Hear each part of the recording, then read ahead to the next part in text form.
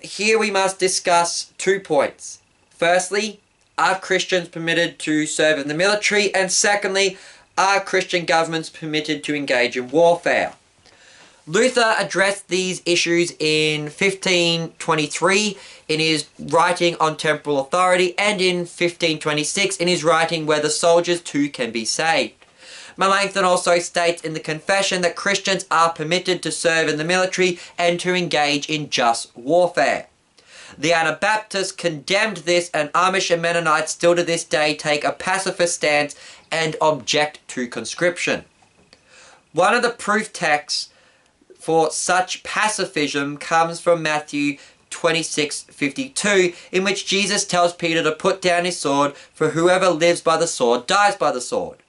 But this is not actually a proof text for pacifism. This is not a proof text for pacifism and Christians being forbidden from military service. Instead, Jesus is teaching that if you exercise the sword, you are to do so in the appropriate office. Peter does not have the authority to wield the sword, for he was not a soldier.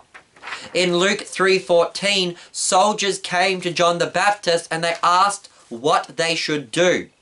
He did not tell them to leave the military, but he exhorted them to do so without threats or false accusations, but to be content with their wages. Here, John expressly tells soldiers to continue in their career, but that they should just simply be happy with what they get paid for.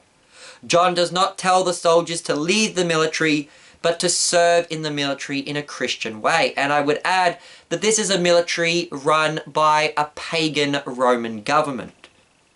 Likewise, when Jesus heals the centurion's servant, he does not tell the centurion to leave the ministry, nor does Peter tell Cornelius to leave the military after his conversion, and likewise Paul does not instruct the Philippian jailer, which is essentially part of the police force, to leave his position after conversion.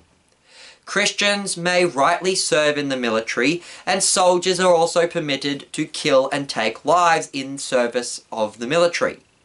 Because they serve in a vocation in which the sword is being used to punish evildoers, then they are allowed to take lives